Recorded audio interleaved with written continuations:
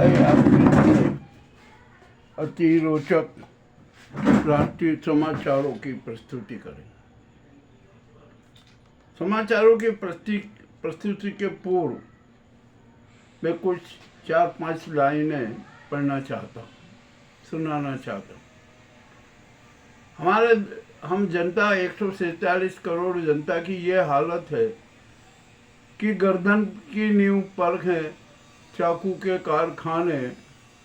हम सबकी ये हकीकत कोई बुरा न माने। ये आप सोच लीजिए कि मैं कहाँ कह रहा हूँ, किस बात पे कह रहा हूँ। और दूसरी बात है, अब तो जिंदगी जीना कठिन हो गया है, सच्ची संवादकता करना कठिन हो गया है। ऐसी ऐसी छाती चाले चली जा रही है, सत्य की प्रस्तुति करना भी कठिन हो गया। ये कोई परिकल्पना नहीं है, जो यथार्थ में घटित हो रहा है वही मैं प्रस्तुत कर रहा हूँ। और अब यहाँ पर हमने एक बात और जो देखी है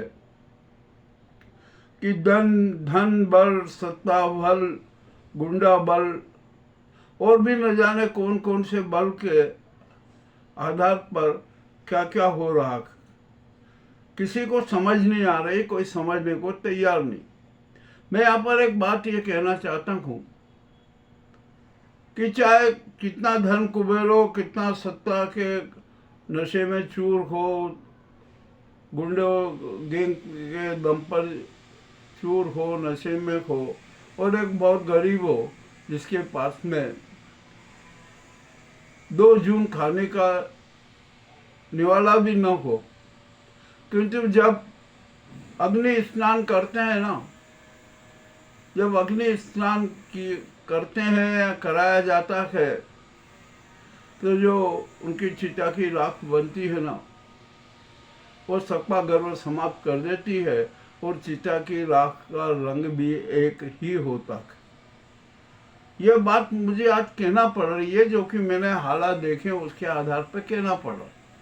चलिए आइए अब हम समाचारों की ओर बढ़ते हैं।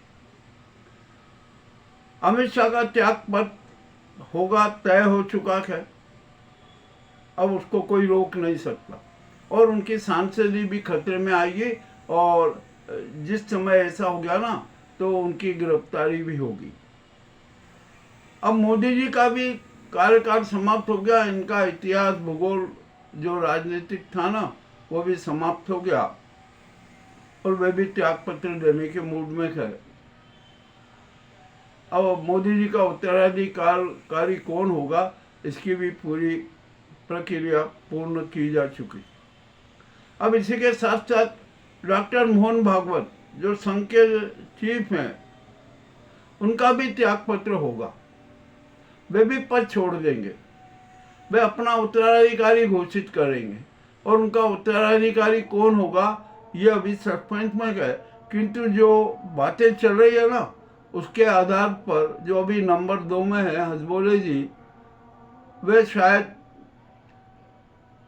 डॉक्टर मोहन भागवत के उत्तराधिकारी नहीं होंगे। अब नया नाम की चर्चा चल रही है, तो हमारे सामने एक नाम उभर कर आया है, वो है शेषाद्री जी का, कि डॉक्टर मोहन भागवत संघ का चीफ शेषाद्री जी को बना सकते हैं, उसका अपना उत्तराधिकारी घोषित कर सकेंगे।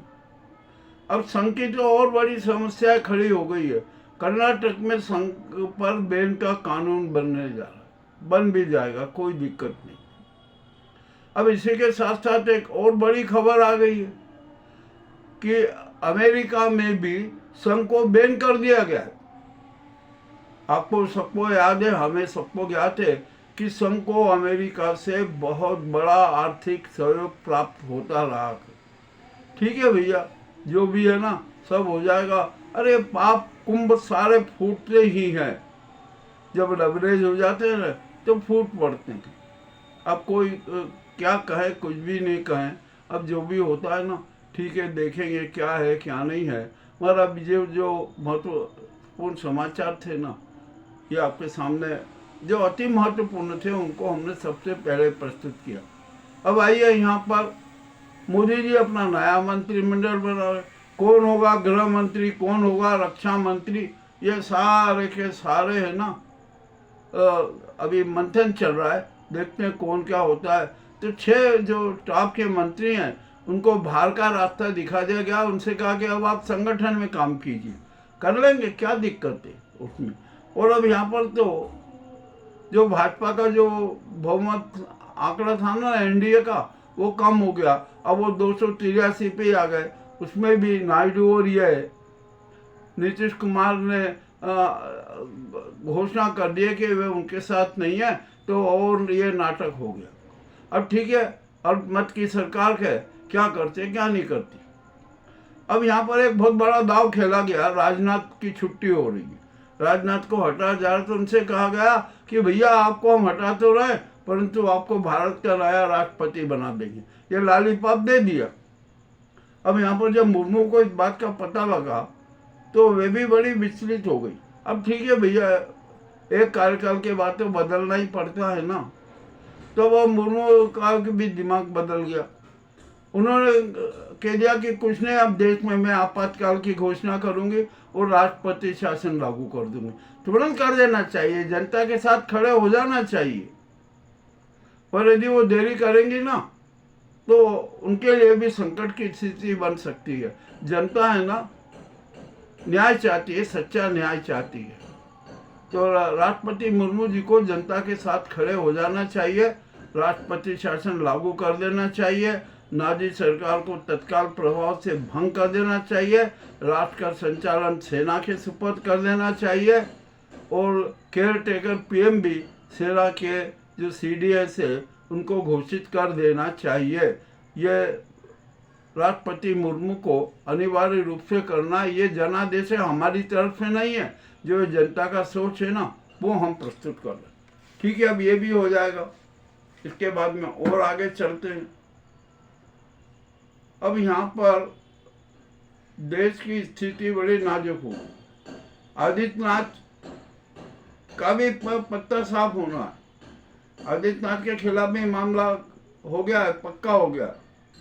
अब जो भगवान राम और कृष्ण के मंदिर में जो राम धन और कृष्ण धन की चोरी हुई है ना, वो भी अपने आप में एक बड़ा नाटक हो गया।